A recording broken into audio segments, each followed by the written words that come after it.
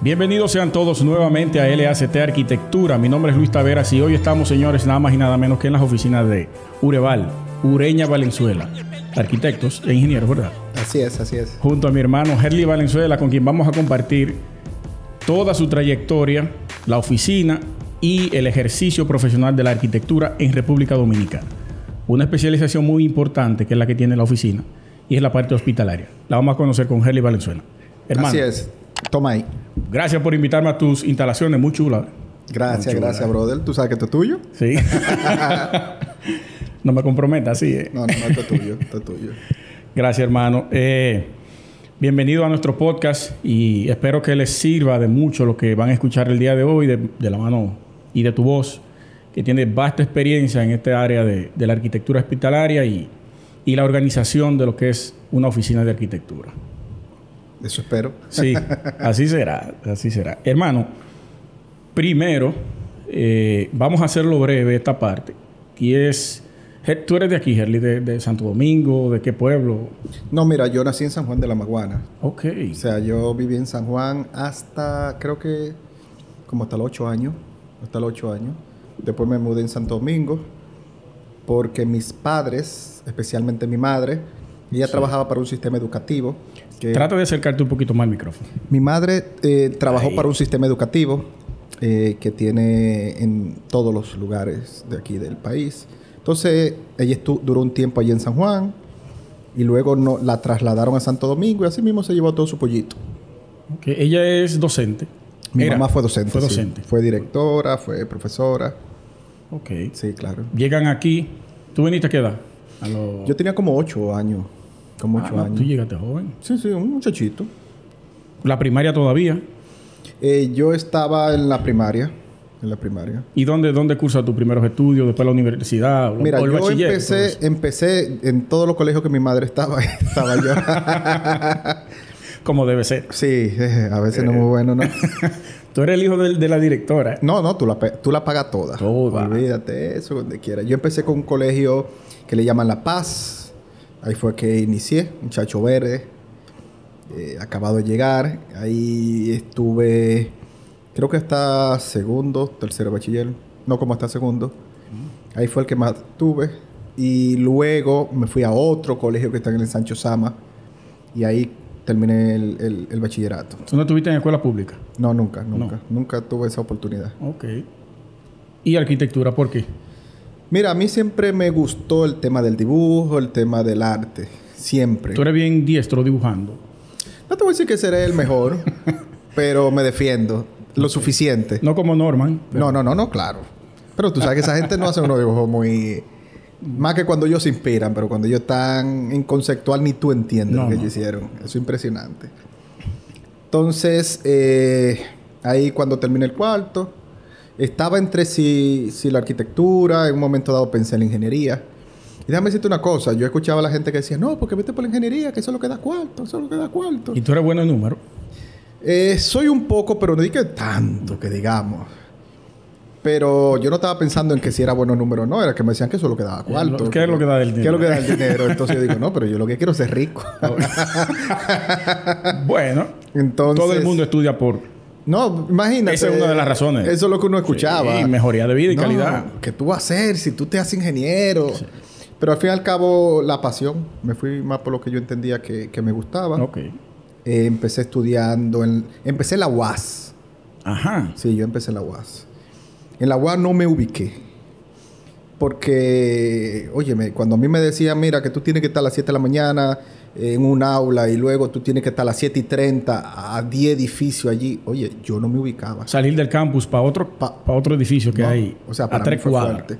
Y aún así, ¿qué me gustaba de la UAS, siéndote honesto? La comida de los 5 pesos. Todo lo tuyo era económico, Herli, ¿cómo la vas? No, porque, óyeme, tú llegabas temprano y tú te diste cuenta. Yo recuerdo que yo estoy, estudiando. Nos libró mucho a nosotros, ¿sabes? No, pero que eso ayudaba. Oye, hay que ser malagradecido si tú no dimensionas eso. Claro. Yo recuerdo que un compañero me dice a mí, mira que vamos, yo no sabía nada de eso. Mira que vamos allí, vamos a comer. Y yo, ¿y a dónde que vamos? Yo nuevo, porque yo no duré mucho. Yo hice un semestre en la UAS. Ah, caray. No, yo hice poco y te voy a contar por qué me fui. Entonces, recuerdo cuando él me llevó y nada. Y veo yo que voy a ese lugar de comida. ¿Y la fila? No, suerte que no había mucha fila cuando me tocó. Y cuando veo yo que voy a pagar y veo que me dicen que no, que 5 pesos. Digo yo, wow, aquí está Dios. Sí. Arroz, bichuela y carne. Sí. ¿Y la cena? No me tocó cena. La cena la comí afuera. Pero lo que me hizo que me fuera fue una huelga. O sea, en ese tiempo hacían su huelga. ¿Qué año fue eso? ¿Qué año fue eso?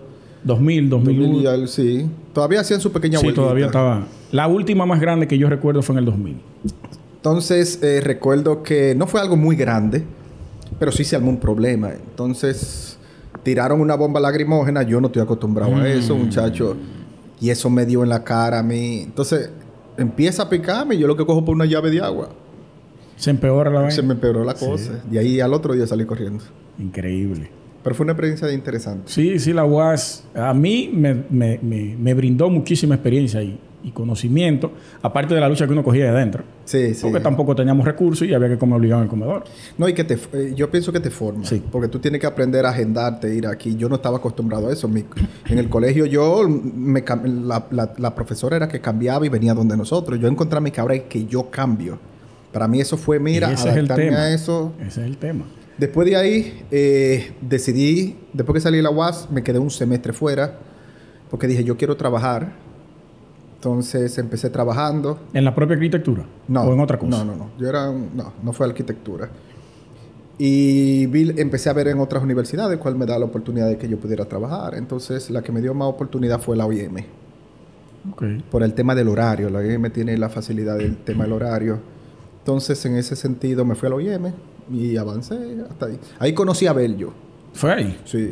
Abel llegó... ¿Y Abel estudiaba en OIM también? Empezó en la OIM. Abel es de los estudiantes que iba con un guante blanco para hacerte una maqueta. Un grupito que habían que yo lo vi y decía, pero ven acá, y esta gente, con una delicadeza, unos guantecitos, una cosa para embarrarse. Era jugador de billar. No, pero un billar mínimo. Ahí yo conocí a Abel y hasta el día de hoy hemos sido buenos amigos. Sí, saludos para Abel. Abel Castillo, que también estuvo por aquí en este podcast. Así es. Tú terminaste la universidad en OIM, ¿verdad? Sí. ¿Tú eres docente o eras docente? Soy docente. ¿Todavía? Soy docente. ¿En la propia OIM? Sí, yo soy docente en 2 universidades. Okay. Yo soy docente en la Universidad OIM. Siempre he querido aportar y con donde me formé. Tengo amigos que han tomado clase contigo. Sí. Bueno, ¿te conocen? Y hace poco, eso fue ya al inicio de este año, estoy siendo docente en una maestría de arquitectura hospitalaria en Bolivia. Que es como la universidad, como si fuera la UAS de allá. Entonces, estatal. La estatal. Entonces, me hicieron una convocatoria y estoy dando maestría. Ahí tengo 2 módulos. Pero qué bien. Sí, es una experiencia muy interesante. Son cosas que uno no conoce y mira cómo salen al relucir aquí. Sí. Estoy al inicio asustado, tú sabes, porque me di cuenta que yo era de los más jóvenes, lo que está en el módulo. Entonces ahí... ¿Habían viejos robles dando esa materia? Sí. Esos módulos, digo. Sí. Porque tú sabes que la arquitectura hospitalaria, más en Latinoamérica, se ha convertido en un auge. Cada día más los países se dan cuenta de la importancia de que quienes abordan los proyectos, por lo menos tengan noción de lo que están haciendo. ¿Tú crees que la pandemia tuvo que ver con eso? ¿O viene desde antes? Viene desde antes. Ya existen asociaciones y eso es un mundo. Ok. El trabajo de arquitectura. Cuando tú sales de la universidad... No, yo empecé antes. Yo empecé... A trabajar, ok. Sí, yo empecé cuando estaba en Diseño 6. De manera muy, muy particular, yo tuve una suerte. No sé, el Señor tendría algún propósito. Yo conocí a una persona que desde el día número 1 creyó mucho en mí. Y, por cierto, es una persona que es un pastor. Okay. Él le llaman Cesario Acevedo del Villar. Hoy no está en el país, pero una persona a quien yo le agradezco mucho. Porque como que es de la persona que se convierte en un padre para ti. Te aconsejan, te dicen... El mentor. Se convirtió en un mentor. Fíjate qué interesante. Incluso el tema de salud, yo en muchos aspectos lo aprendí de él, la pasión que él tenía por eso. Entonces... ¿Estaba relacionado con esa área? Sí, claro que sí. Entonces, él fue los primeros proyectos que recibí fue el que que confió. O sea, siendo muy joven, diseñó 6. Y a partir de ese momento, bueno, pues siempre traté de dar lo mejor, de dar lo mejor, de dar lo mejor. Y de esforzarme. Todo lo que yo me ganaba, lo que yo hacía era que lo invertía en curso, en diplomado, en preparación. O sea, todo el dinero que iba recibiendo esos primeros tiempos, sí, yo lo reinvertía. O sea, yo entendía que no era tanto la finalidad de recibir el beneficio ahora, sino era el tema de formarme. Entonces, todo lo que me ganaba, incluso mi primera laptop me la regaló él. Wow. Joven, tú tenías como 26 años. 20 y pico de años. Menos. Sí, menos. Yo estaba en diseño 6. Sí. Y así empecé haciendo pequeños proyectos, poca responsabilidad, y así muchas personas empezaron a confiar mucho más, a buscar nuestros servicios, y así fuimos creciendo. Y mira que yo no sé si en OIM es igual, pero en la UAS casi siempre los diseños 6 se basan en una arquitectura hospitalaria. Y déjame decirte que mi diseño 6 fue una arquitectura hospitalaria. El mío también. Me lo dio una profesora española llamada María Cueto. Ok. Esa profesora me empezó también a enseñar, me explicaba muy... Ella parece que tenía algún tipo de experiencia. Y la profesora, bueno, pues también le encontré el sabor. Ahí. Sí, le encontré mucho el sabor. Pero nunca pensé que me iba a dedicar a eso. Porque, bueno, pues diseñamos diferentes tipos de proyectos. Por ejemplo, hay mucha gente que piensa que nosotros aquí diseñamos nada más salud. Nosotros diseñamos muchos proyectos. Hemos diseñado de proyectos hoteleros, hemos diseñado torres residenciales, diferentes. Ahora, el tema con la salud es que nos ha ayudado, o por lo menos hemos tomado un buen posicionamiento porque es un proyecto mucho más complejo. Y la gente le llama como, es complejo. Y no muchas firmas lo manejan. Exacto, eso nos ha ayudado muchísimo también. El tema del trabajo, pero ya como firma. ¿Cuándo inicia la firma Ureval? Sí, no como Ureval, porque ahora que tú hiciste una transformación y todo eso. Mira, ¿comenzó Ureña Valenzuela? Sí. Nosotros, mira cómo inició Ureña Valenzuela. Ureña Valenzuela inició en el año 2012. 10 años. Vamos a cumplir 10 años. Y Ureña Valenzuela empezó primero, yo me dedicaba a diseñar diferentes tipos de proyectos. Proyectos educativos, casa, apartamento, edificio. Pero lo hacía de manera individual. Entonces, por medio de la persona que fue mi mentora, conocí a una de las personas de que hoy en día es socio mío acá. Ok. Y ¿Tu socio es ingeniero? Sí, él maneja parte de temas de proyecto. Él es el director de proyecto de la firma. Entonces, estábamos desarrollando diferentes tipos de proyectos juntos. Hasta que un momento dado yo le dije, oye, fue una iniciativa. Le dije, mira, vamos a organizarlo. No es lo mismo uno trabajarlo de manera individual, vamos a organizarlo. Pero uno nunca esperaba que íbamos a llegar donde hemos llegado, ni hacer lo que hemos llegado a hacer. Entonces, sí, no lo esperábamos, siéndote honesto, porque tú sabes que en la universidad uno no lo forman te forman como profesional, pero no te forman para tú entender cómo funciona una empresa, cómo tú organizarte. La verdad ha sido mucho, en el caso nuestro, mucha caída y mucha levantada. Lo voy a decir más feo que tú. Te forman para ser empleado. Sí, claro, totalmente. O sea, eso es así. Eso es una realidad. Entonces, luego hablamos, la fundamos. Incluso el primer arquitecto que tuvimos en la firma fue mi hermano más pequeño. que está aquí dirigiendo el taller. Sí, él es el gerente del taller. Y algo muy asombroso que se dio con él es que él fue el primero y fue haciendo su carrera con nosotros. Y hoy en día él es socio también. ¡Wow! Claro. Tienen esa digamos, esa apertura en la firma. Sí, porque mira... ¿O va a depender de quién sea que...? No, tú sabes que nosotros cada día analizamos cómo convertirnos en una empresa diferente. O sea, siempre vivimos pensando cómo nosotros podemos hacer que se haga carrera con nosotros. Porque entendemos que el crecimiento es sostenible, pero el crecimiento debe ser de todo. Y si queremos que una empresa pueda ser sostenible en el tiempo, debemos desprendernos del ego y desprendernos del yoísmo. Sí. Y eso es la fortaleza que tienen las firmas americanas.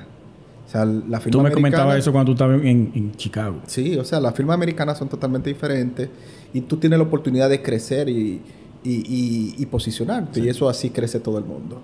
En el caso de él, digo que es un tema impresionante porque él fue ocupando su lugar. fue trabajando, creciendo. O sea, cuando él entró con nosotros era básico.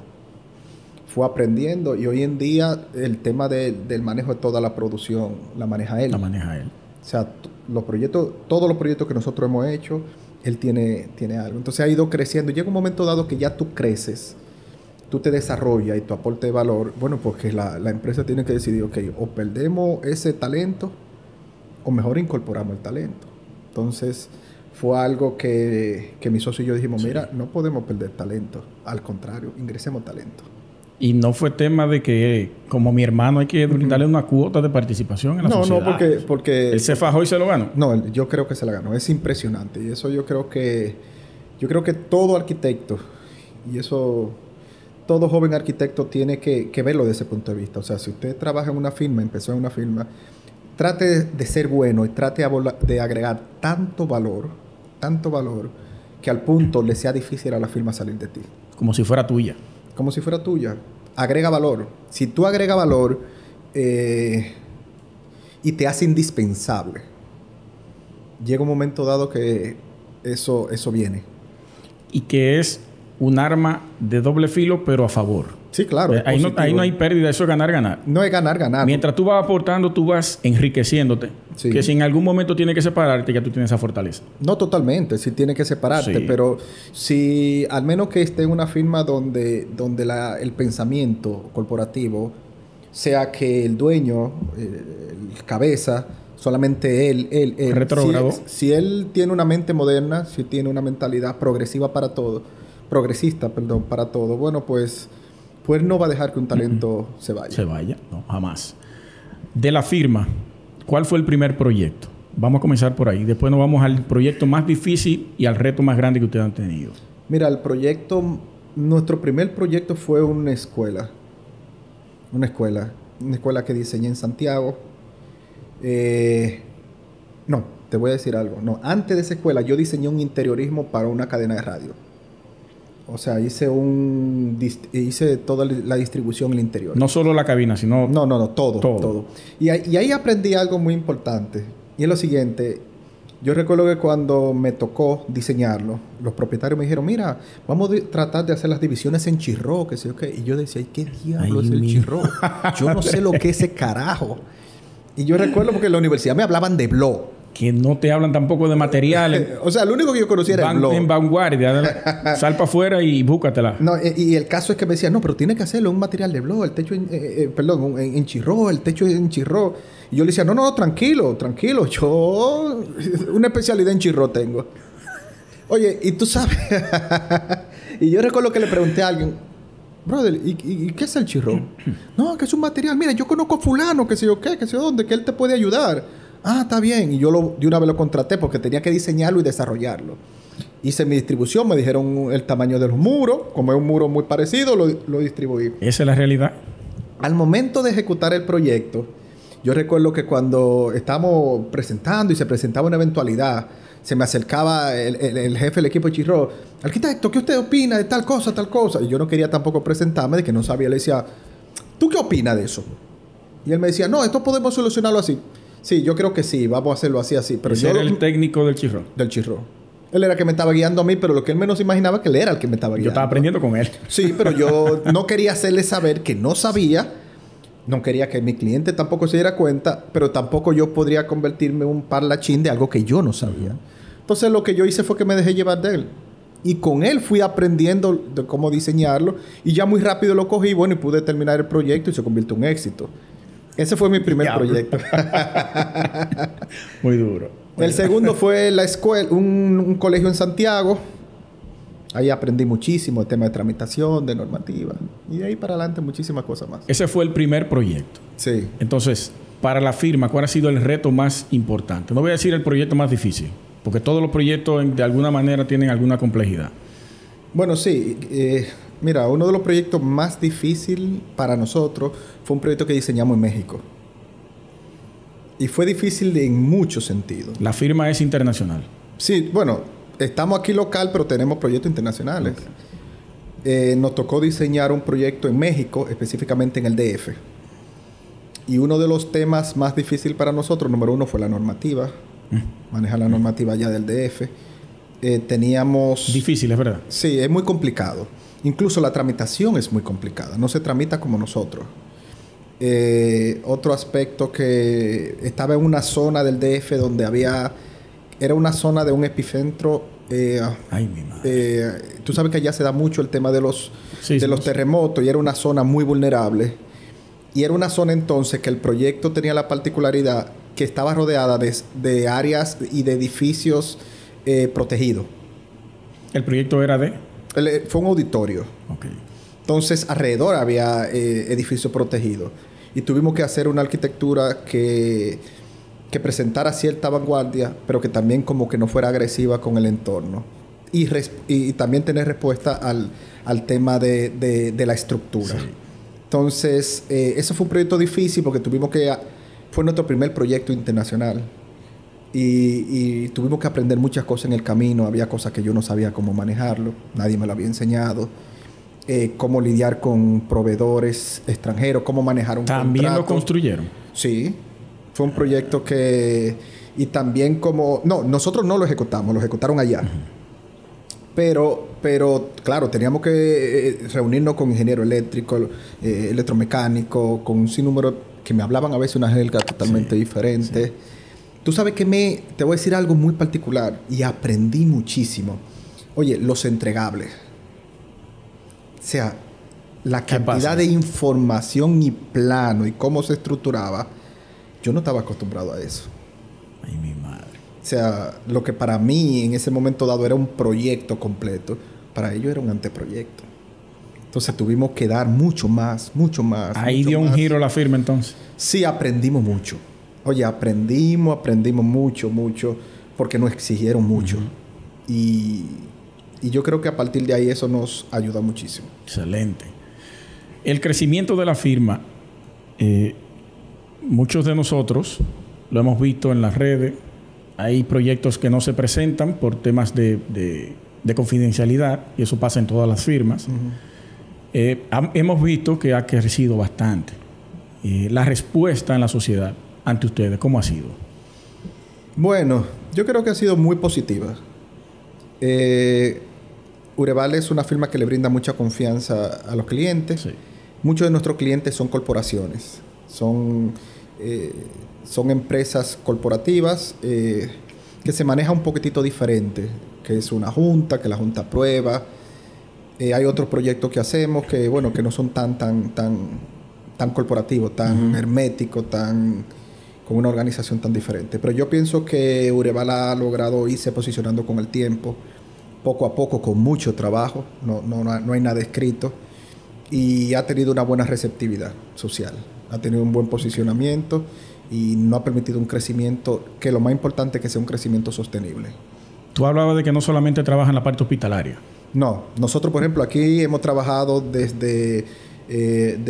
trabajamos un proyecto hotelero. Hemos trabajado 2 proyectos hoteleros. ¿Hoteleros? Sí. Nosotros tenemos... Ahí está en nuestra página. En la zona de Puerto Plata. Nosotros hemos diseñado auditorios. Nosotros hemos diseñado iglesias, escuelas, edificios residencial. O sea, en Ureval se diseña diferentes tipos de cosas. Esta iglesia que está en Santo Domingo Este... No, eso es un edificio corporativo. ¿No es una iglesia? No. Ok, pertenece a la iglesia adventista. Fue financiada. Ok. Pero un edificio corporativo. Sí, pero fue multipremiado. Totalmente. O sea, hemos recibido varios premios con ese proyecto. Y es un proyecto sumamente interesante. O sea, con la libertad que nos dejaron trabajar. Claro, mucha limitación económica. Pero desde el inicio nosotros nos propusimos desarrollar un edificio que cambiara mucho el entorno. Pero que mira, impactara de manera positiva. Para el tema de la económico... Es un edificio imponente. No, totalmente. Ahora, tuvimos que convencerlo a ellos de que era viable. O sea, y era un trabajo de diseño y un trabajo también de negocio. De explicarle la viabilidad de cada una de las cosas.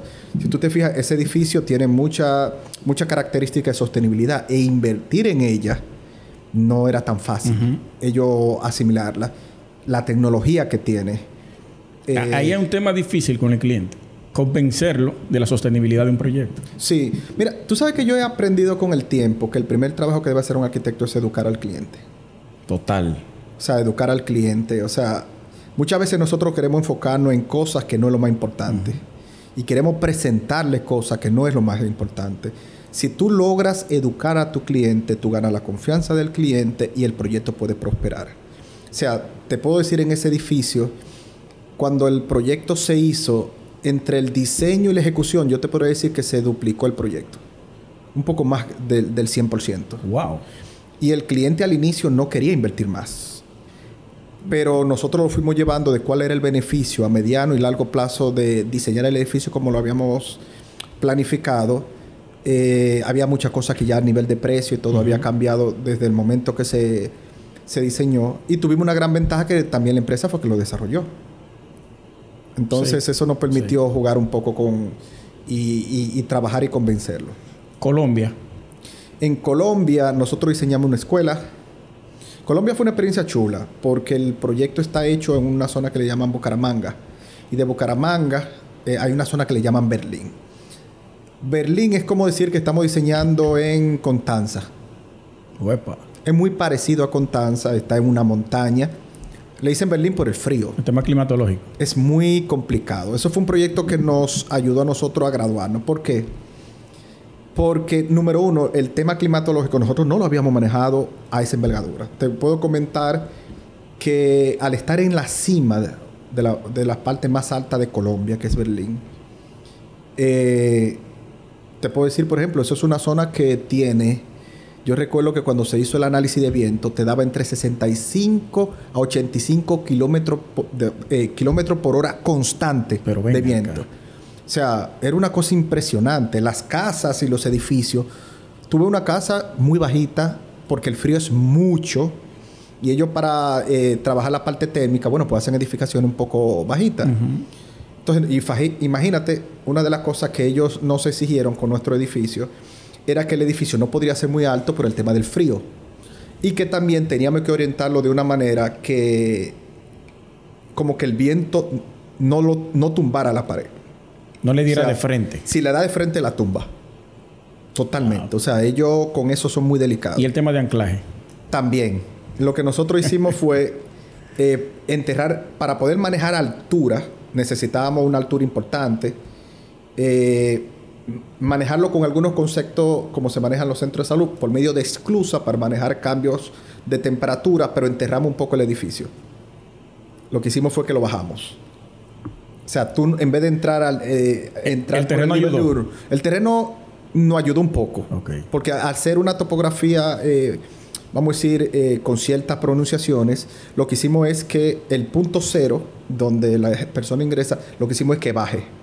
Puedo manejar la altura para poder tener una acústica y todo de una manera correcta, pero entonces el viento lo que hace es que le pasa al edificio por arriba. Y eso nos ayudó muchísimo en Colombia. Pero el frío, mi hermano, mire. Hablemos de la organización de la firma, que yo me imagino que muchos de las personas que están viendo el video también quieren conocer cómo se maneja tu firma. Que anteriormente con diferentes profesionales hemos tratado, tú sabes, por arriba, porque hay cosas que no se pueden tratar en público, sí, claro. Pero sí nos gustaría conocer un poco de Ureval, cómo funciona, cómo está compuesta, quiénes son sus integrantes y todo eso. Bueno, mira, Ureval es un amplio equipo, un equipo colaborativo, yo siempre he dicho. Somos una familia. Ureval es una familia. Hemos tratado de hacer una cultura muy familiar, una cultura donde promovemos algunos aspectos muy fundamentales. Número uno, la innovación. Número dos, promovemos la oportunidad de que todo el que entre aquí sea parte en niveles de decisión. O sea, no somos tan... ese esquema... piramidal, no. O sea, en Ureval tratamos de ser un poco mucho más horizontal. Esto no es, me llegó un proyecto, toma, trabaja tú en ese. No. En Ureval no podemos manejarnos así por muchos sentidos. Número uno, el esquema de trabajo Ureval es un esquema, en primer lugar, donde trabajamos bien. ¿Colaboración total? Bien, colaboración total. O sea, no es un proyecto que lo tiene una persona, no es un proyecto que lo tienen célula de equipos. Puede ser un equipo de 2, 3, 4 personas, dependiendo de... Pero Ureval está compuesto por... Claro está, te he mencionado, nosotros tenemos desde equipo de arquitectos, tenemos un departamento de planificación y presupuesto. Ok. Sí, nosotros tenemos un departamento de planificación de presupuesto porque hay proyectos donde el cliente, bueno, pues... busca la manera que nosotros le colaboremos un poco más. Como controlamos mucho la información por medio del BIM, bueno, pues eso se da. Hay ingenieros también que van y visitan los proyectos. Y es una estructura, ¿qué te digo? Es una estructura que funciona de manera muy colaborativa en todos los sentidos. ¿No tienen ejecución? Sí tenemos ejecución, pero los últimos tiempos hemos trabajado mucho más de project, más de project management, pero sí tenemos ejecución. Nosotros tenemos ahora mismo como 5 proyectos en ejecución. Ok. Como 5 proyectos de ejecución. Y tanto proyectos que son de salud como hay proyectos que no lo son. Más los proyectos que tenemos también de diseño. Perfecto. El tema hospitalario, que todos sabemos que es una de las partes de la arquitectura más complejas que hay. Sí. ¿Cómo ustedes lo trabajan? Digo cómo lo trabajan porque yo soy un ignorante de la arquitectura hospitalaria. Uno dice, no, si me llega un proyecto de hospital, yo lo hago. Entonces, uno no puede ser tan irresponsable a asumir un proyecto hospitalario si usted no sabe de eso.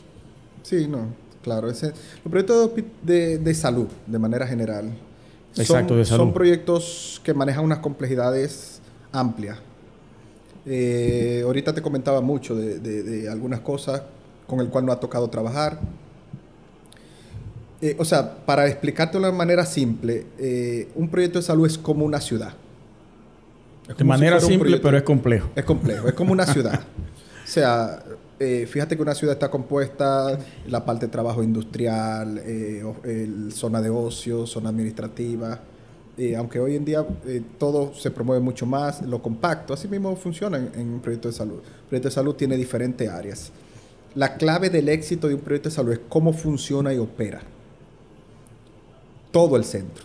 Te comenté que nosotros estamos diseñando un centro donde nosotros duramos 1 mes y 15 días solamente buscando el módulo de ascensor, o sea, la circulación vertical óptima. La solución de esa... Solamente de eso. Duramos 1 mes y 15 días con un equipo trabajando. Nosotros hicimos más de 35, 40 módulos de circulación diferentes.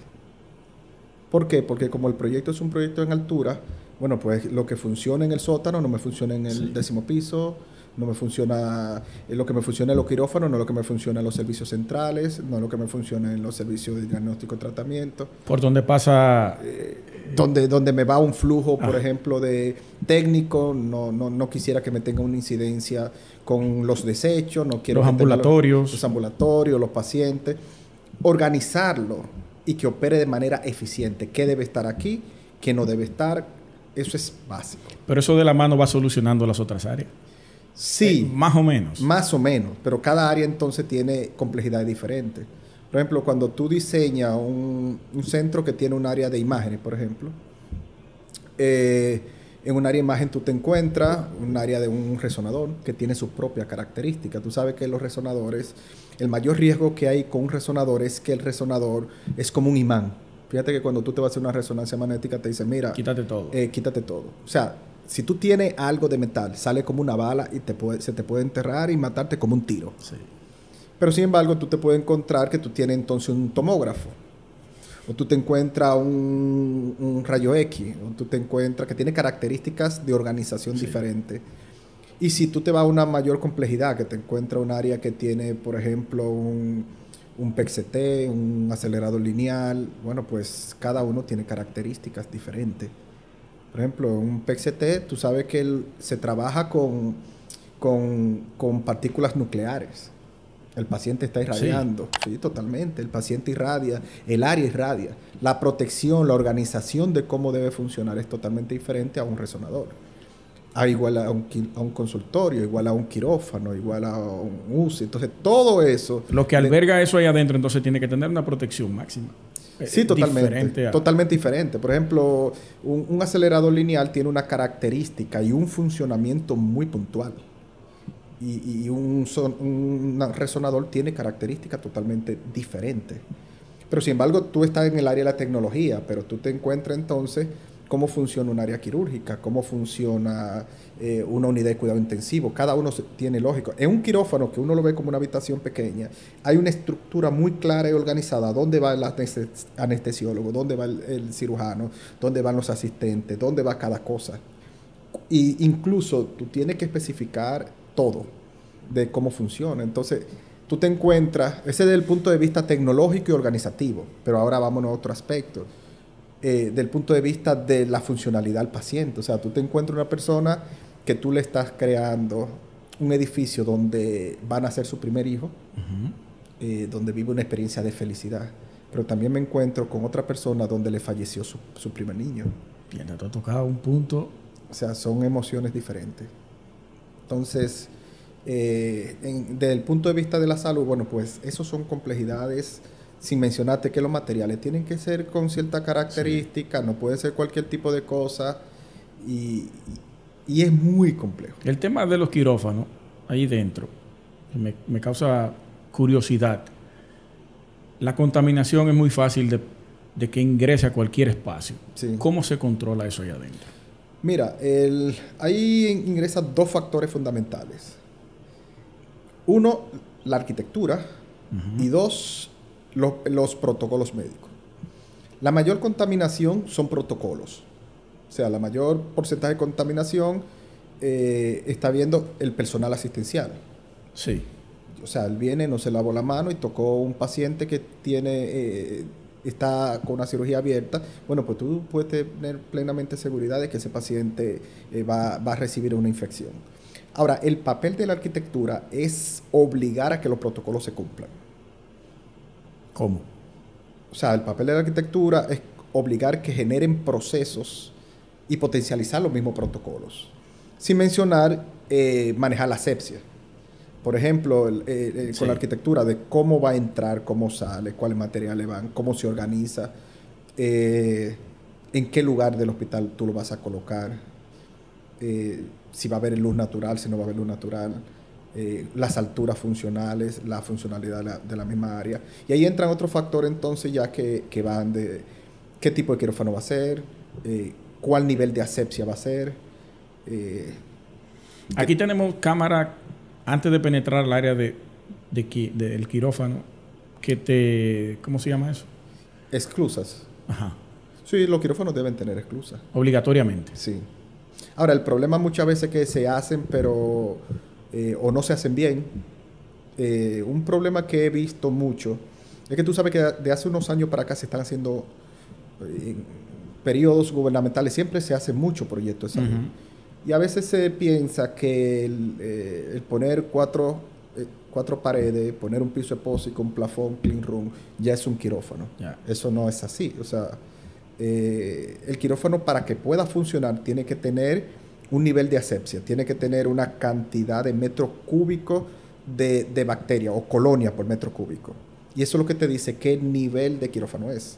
Por ejemplo, la ISO, la norma ISO, te dice un quirófano polivalente es un ISO 7. Bueno, para tú tener un ISO 7, tú tienes que mantener, con la arquitectura y la organización, mantener una cantidad de, creo que son 32,000 colonias por metro cúbico en el ambiente. ¿Qué es una colonia? Una colonia son partículas, como su nombre dice, colonias, partículas de... Okay. Vamos a decir, de bacterias. De bacterias que te pueda. O sea, al fin y al cabo el quirófano lo que hace es que la controla. Y mientras un quirófano pasa de ser uno, por ejemplo, un polivalente, a ser un quirófano oftalmológico, un traumatológico, bueno, pues cada vez más exigente. Mientras más invasiva la operación, bueno, pues mucho más exigente. Entiendo. Tiene que haber más niveles de asepsia. Sí. Perfecto. En el tema de que duraron un mes y medio casi trabajando en el tema vertical, para la circulación totalmente de ese centro. ¿Cuál es la diferencia entonces en un centro hospitalario de salud vertical y un horizontal? Mira, el horizontal es más fácil tú modularlo y organizarlo.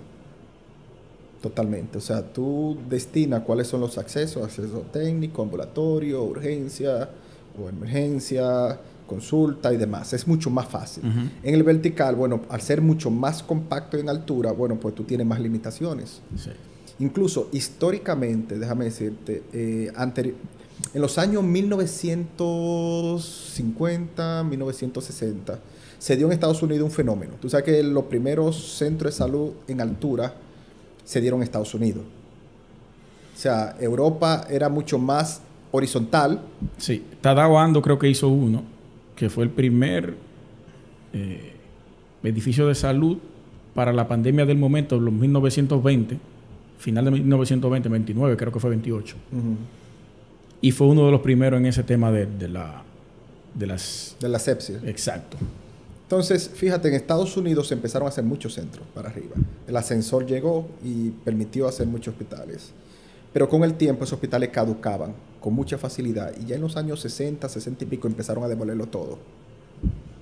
Por eso, porque... Álvaro Alto, no está dando. No, Álvaro Alto. Álvaro Alto sí. Álvaro Alto fue uno de los primeros. Sí. Incluso el de Paimío fue Álvaro Alto. Ese mismo. Que fue para el de Álvaro Alto fue para este asunto que es con la tuberculosis. ¿Fue tuberculosis? ¿No fue la peste negra? No, fue la tuberculosis. Y déjame decirte una cosa. Con ese edificio fue que empezó el modernismo y el minimalismo. Total. O sea, ¿Lo pueden buscar ahora mismo? ¿O lo vamos a colocar aquí en el...? Oye, es impresionante la arquitectura. Cómo empezó ese modernismo de la época. Tremenda arquitectura. Y todavía al día de hoy. 1929 creo que fue. Sí, Álvaro Alto. Fue muy disruptivo. Sí. Pero así es. O sea, los edificios en altura de salud son mucho más complicados. Yo me imagino que para esa época, antes del ascensor, no se generaban esos centros de salud verticales. No, habían otra tipología. Porque los edificios de salud se manejan por tipología. Eran mucho más horizontales. Eran mucho más horizontales. Porque, en primer lugar, quienes tenían la hegemonía de la construcción eran los europeos. Específicamente los británicos, con el NHS. Ellos construían muchos hospitales. Muchos hospitales horizontales.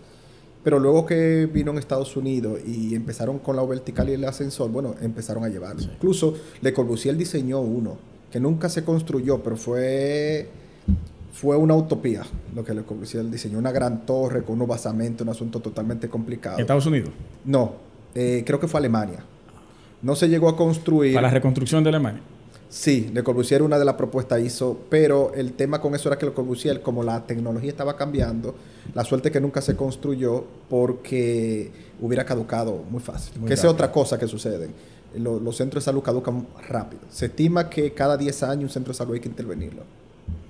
Madre mía. Sí, porque entra la nueva tecnología, nuevo proceso, nuevo asunto y hay que meterle mano de nuevo. Y aquí duramos 8 para remodelar uno. Mira, Herli, no te podemos dejar ir de aquí sin antes hablar sobre la arquitectura dominicana, hermano. ¿Qué te parece no? Como profesional de la arquitectura, ¿cómo tú ves la arquitectura en República Dominicana? ¿Cuál es el camino que va? Bueno, mira, yo soy muy positivo en ese sentido. Creo que hay una generación de arquitectos que tiene un mayor compromiso. Se está haciendo buena arquitectura en muchos sentidos. Sí. Y eso es muy positivo. Yo creo que aquí en el país se está creciendo con una buena arquitectura. Todavía con el tema de la ciudad hay que meterle mano a eso. Y creo que hay intención. Los arquitectos, bueno, pues se está mirando mucho y escucho mucho sobre eso de mejorar la ciudad. Eso sí yo creo que es un tema que hay que afrontarlo. Y escuché los otros días como que la alcaldía tiene un planteamiento para eso. Y eso lo veo muy positivo. Pero yo creo que sí, que se está haciendo... ¿Tú no crees que... Vamos con una buena línea para hacer buena arquitectura, claro que sí. ¿Tú no crees que la arquitectura es lo que hace que la ciudad sea...? Bueno, el tema sí, pero el tema es que en el caso nuestro, recuérdate que el arquitecto lo que traduce lo que el desarrollador quiere. Ahí también iba. La resistencia de muchos desarrolladores y clientes. Pero sin embargo ahí entra el Estado. Y el Estado es crear sus propias normativas y los propios incentivos para eso. Yo pienso que Dominicana en eso sí tiene que hacer un giro. O sea, estamos haciendo buenos edificios, pero estamos haciendo edificios aislados. En muchos aspectos no están impactando de manera tan positiva a la ciudad. Porque tú mejoras la ciudad, pero con la misma arquitectura. Sí, claro. Y la normativa que te va brindando también el Estado. Totalmente. Yo pienso que se debe trabajar mucho más incentivo. Flexibilizar algunas cosas y trabajar con mucho más incentivo para que se haga una mejor ciudad. Santo Domingo, para mí, en ese sentido, hay que buscarle una vuelta, hay que ver qué cosas de manera urbana se debe cambiar. Yo estuve leyendo los otros días algo que me llamó mucho la atención y reflexioné un poco en eso. O sea, fíjate, aquí en Ureval nos gusta mucho abordar los proyectos, sea el proyecto que trabajemos, con muchos conceptos, no solamente de salud, sino de sustentabilidad. O sea, nosotros nos estamos yendo mucho por ese way. Ahora mismo tenemos un proyecto grandísimo donde nuestro cliente nos pidió que fue diseñado 100% LEED. Proyecto LEED. Wow. Lo vamos a estandarizar LEED. Es un proyecto bien importante. Y eso es parte también de lo que nosotros hacemos. Nosotros trabajamos mucho con la sustentabilidad. El caso es que nosotros tenemos que tratar de hacer una ciudad que sea mucho más saludable. A veces enfocamos mucho dinero en construir muchos centros de salud, en el caso público, muchos hospitales, pero no hacemos nada con construir hospitales, sino hacemos una ciudad saludable. Totalmente. La función del urbanismo es hacer que la ciudad sea una ciudad saludable, sea inclusiva, existe equidad, pero que haya salud. Fíjate que el urbanismo como profesión surgió específicamente de un caos que se estaba viviendo con la revolución industrial. Y a partir de ahí, bueno, pues se empezó a planificar la ciudad. Final de 1800. Exacto. Entonces, yo pienso que se debe pensar en ese sentido. Crear políticas que colaboren con una ciudad que sea mucho más vivible, que impacte menos al medio ambiente, que colabore con el bienestar de las personas. Fíjate que en Dominicana vamos... o sea, el envejecimiento en el mundo entero, pero aquí también está sucediendo. Y la natalidad está siendo mucho más lenta. En pocos años va a haber un envejecimiento muy alto y una cronicidad muy alta. ¿Tipo Europa?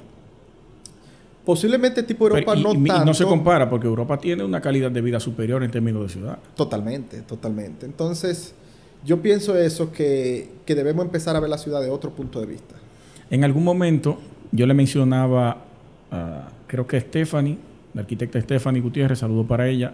Una verduga esa, ¿eh? Dura. Ese es mi gallo. Atención, Stephanie. Y al arquitecto Mayo, Vanés Suazo, que es el director del planeamiento urbano. Sí, sí. Si había algún tipo de incentivo dentro de las normativas que se iban a cambiar para los desarrolladores poder incluir dentro de su proyecto más áreas verdes y más espacio público, tanto para quien vive ahí como para quien transita. Y me dijeron como que sí había algo, pero que todavía no estaba totalmente plasmado. Que sería interesante. Yo pienso que debe haber incentivo. O sea, ¿qué tema motiva a un desarrollador? De impuestos, lo que sea. Algo. O sea, ¿qué motiva a un desarrollador que, claro está, su función es desarrollar proyectos y ganar?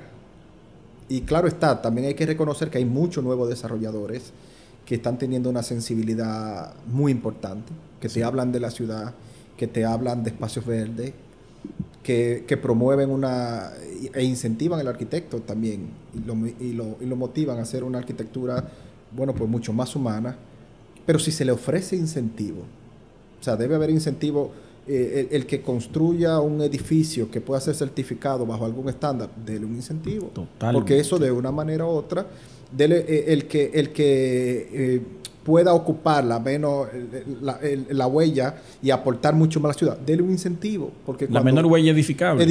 Sí. Y aporte un poco más con espacio verde, dele un incentivo. ¿Por qué? Porque si tú lo ves desde el punto de vista matemático y económico, en el momento que tú incentivas que se desarrollen ese tipo de proyectos y le da algún beneficio, eso va a aumentar ese tipo de proyectos y en la zona donde se dé va a tener un impacto positivo en la salud y en la economía del entorno. Entonces, no es cuestión de dedicarnos a invertir mucho en salud de manera correctiva, sino vamos a invertir mucho en salud de manera preventiva. Entonces, yo creo que eso es ganar. De eso se trata, hermano. De eso simplemente se trata. Mira, antes de irnos ya, me gustaría que tú le dejaras una reflexión. Porque tu participación en el podcast, te lo voy a decir ahora, él no lo sabía, mucha gente la aclamaba. Oye, eso. ¿Y cuándo es que tú vas a entrevistar a Herly Valenzuela? Parece que te querían oír.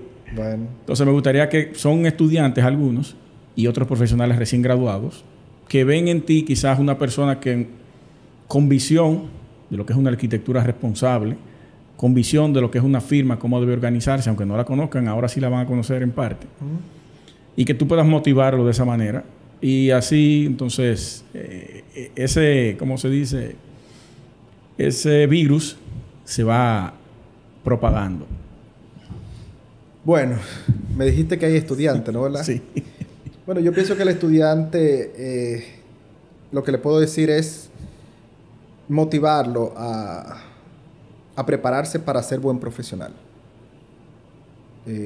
Yo pienso que como arquitectos tenemos una responsabilidad y debemos trabajar pensando en qué vamos a dejar, cuál es nuestro legado y qué le vamos a dejar no solamente a la ciudad, sino a las nuevas generaciones. Algo que a mí me funcionó muchísimo es que los primeros años yo me enfoqué en crecer. No me enfoqué en ganar. O sea, te decía que todo lo que me ganaba yo lo invertía en cursos. Había un diplomado, había una conferencia, había una charla. Óyeme, el primerito que estaba ahí. Siempre andaba con esa hambre de aprender, investigar, preguntar. Y eso todavía lo tengo hasta el día de hoy. O sea, donde quiera que hay algo que me pueda aportar, ahí estoy. Porque yo entiendo que nosotros somos nuestros estudiantes, los arquitectos somos estudiantes eternos. Sí. Porque constantemente tenemos que seguir preparándonos. Mucha lectura y que la pasión permanezca siempre. No permitir nunca que por el hecho de empezar en la vida laboral enfocarme tanto en lo económico y en querer recibir, que muchas veces sucede cuando uno sale. No, enfóquese a crecer, enfoque a desarrollarse. Si le toca trabajar en una firma, trate de dar lo mejor de sí. Si se quiere dedicar a hacerlo de manera independiente, trate de dar lo mejor y los resultados van a llegar por sí solos. Tremendo. Y a los demás colegas, bueno, pues lo que le puedo decir es que hay que seguir tirando para adelante, motivarse, enfocarnos en lo que nos toca, en nuestra responsabilidad y nada, seguir tirando para adelante. Así es, de eso se trata. De eso se trata. Yo siempre recomiendo que el que pueda trabajar un tiempo en una firma de arquitectura que lo haga. Mira, y conozca cómo funciona. Yo se lo recomendaría a todo el mundo. Sí. Yo no lo hice y ese fue uno de mis mayores errores. Tampoco. Y eso fue... Y a mí me costó. Te voy a decir algo. Hay muchas cosas... Claro, yo debo reconocer todo lo que he pasado es lo que me ha permitido ser lo que soy hoy. O sea... Lo que acontece es lo que más conviene. Mucha experiencia positiva, sí. Mucha experiencia negativa. Pero sí debo decir que posiblemente si hubiera abordado por la experiencia de otra persona que me guiara, que me enseñara, que viera... Bueno, pues muchas cosas uno lo hubiera volado. Sí. Uno lo hubiera buscado un atajo. Si usted tiene la oportunidad, hágalo. Hágalo. Totalmente. Igual como siempre le he dicho a quienes están con nosotros y a mis estudiantes, cuando usted termine y eso se va a escuchar un poco raro, pero por experiencia lo pienso. Si usted termina su carrera, tómese un tiempo de coger un poco de práctica antes incluso de usted decidirse tomar una maestría. Sí. Porque fíjate, cuando yo terminé, yo quería tomar una maestría. ¿Y tú sabes qué era lo que yo quería estudiar en la maestría? Vamos a ver. Administración de la construcción. Y yo fui, busqué el pensuro en la UAS, yo busqué el pensuro en INTEP, no recuerdo cuál otra más. Y lo que yo estaba era en administración de la construcción. Y eso era lo que yo entendía que me encantaba y eso era lo que yo entendía que me gustaba. ¿Y qué pasó? Después me di cuenta que no. Y después también la corriente te va llevando. El primer centro de salud que nosotros diseñamos, yo no tenía maestría cuando lo diseñé.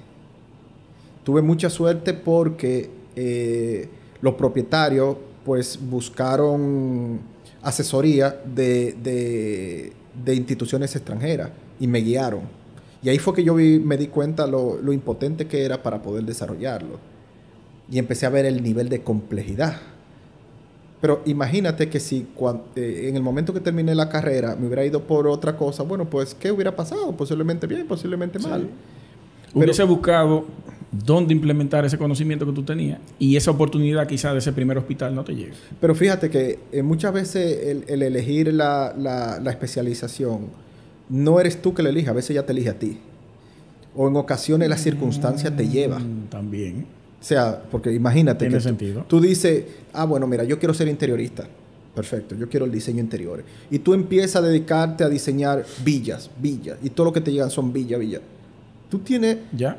O sea, tú tienes que ver. O imagínate que te lleguen, qué sé yo, a diseñar cualquier otro tipo de cosa.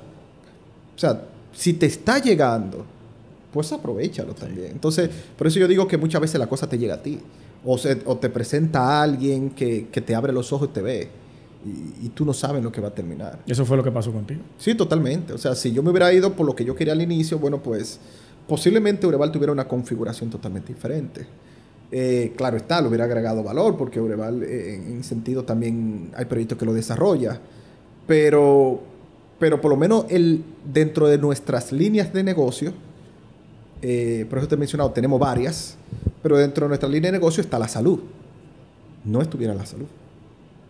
Y la salud a nosotros no ha sido un crecimiento, una aceptación. Y yo te puedo decir que Ureval tiene que estar dentro de las primeras firmas que se dedican a eso aquí. Totalmente. Y eso, incluso ya no solamente aquí. Nosotros hace poco tiempo, bueno, hace como 15 días recibimos la invitación para participar junto con otra empresa extranjera para hacer un proyecto de salud internacional también, otro. Entonces, eso se dio porque por lo menos están viendo... Sí. La línea en la cual nosotros nos hemos especializado. Están colocados ¿cómo se dice? En la mira. Sí, nosotros lo estamos. En la palestra. Incluso nosotros, una de las cosas que te explicaba al inicio es que concerniente a nuestro personal, parte de nuestro personal nosotros lo estamos especializando. O sea, hay personal que nosotros lo mandamos a especializarse, hay otros que lo hemos mandado fuera del país. Y hay en el último congreso que tú participaste en Chicago también te llevaste alguno. También. O sea, y así también tenemos lo hemos ido preparando, lo hemos ido sentando. Porque ya no es solamente yo. Uh-huh. Ya aquí hay personas que te desarrollan un buen proyecto y hay un equipo de profesionales. Que lo más importante que yo pienso de Ureval es el equipo humano. Sí. O sea, aquí nosotros tenemos, te decía, una familia, pero por encima de una familia hay profesionales, pero sumamente buenos. Y eso, sin esa composición no hay. No. Es que te lo digo porque muchas veces hay firmas que se ve que la cabeza es fulano de tal y fulano de tal de cerebro. Aquí no sucede aquí. Por eso nosotros somos muy horizontal. La idea puede llegar por cualquiera. Uh-huh. Tenemos reuniones constantes, reuniones de trabajo, y es impresionante la forma como con el compromiso y las cosas que se hacen. Y eso para mí yo creo que lo que yo más disfruto es eso.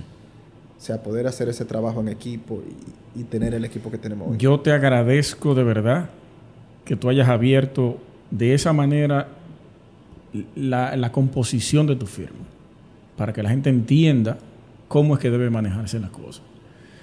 Y yo creo que ya con esta entrevista, van a quedar muchas cosas claras, mucha gente que no entiende cómo funciona una firma, cómo debería tratarse, cómo debería ser, cómo se comienza. Eso es importante.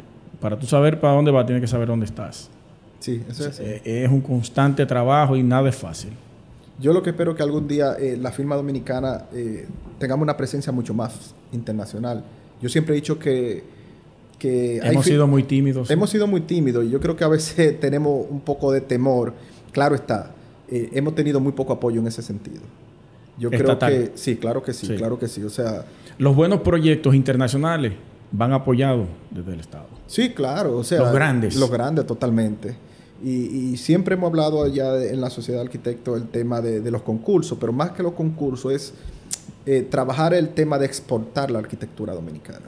O sea, que hay firmas y arquitectos que tienen toda la calidad y toda la capacidad de estar exportando y teniendo presencia. Ciertamente.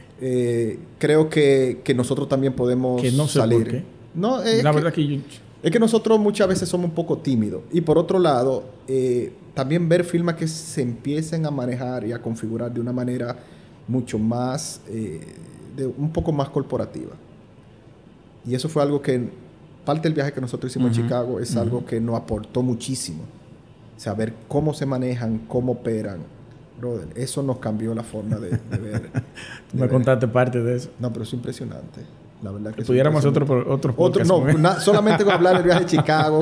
Óyeme, solamente te puedo decir que SOM, HKS, todas están constituidas de manera diferente y operan de manera diferente. Y hay un sistema donde tú puedes empezar como un dibujante y tú puedes terminar siendo un socio de la firma. ¿Pasó con tu hermano? No, yo te digo, para mí es admirable. Porque te voy a decir algo. Quien propuso a mi hermano como socio no fui yo. Fue el socio. Fue el socio. Él vio potencial. Totalmente. Sí. Y así, aquí nosotros estamos cada vez creando mecanismos para que la gente pueda estar con nosotros y hacer carrera con nosotros. Excelente. Herli Valenzuela, arquitecto, te lo agradezco, mi hermano, brother. Te lo agradezco de verdad que hayamos llevado información de crecimiento y nutritiva para nuestros oyentes del podcast. Bueno, pues mira, la verdad, hace días habíamos hablado sobre eso y gracias a Dios se dio y para mí es un placer compartir contigo y compartir con cada uno de lo del podcast. Siempre es un honor. Claro y se repetirá, porque siempre hay temas pendientes. Sí, no, claro que sí. Y mucha información. Claro que sí. Señores, muchísimas gracias por dedicar este tiempo a nosotros.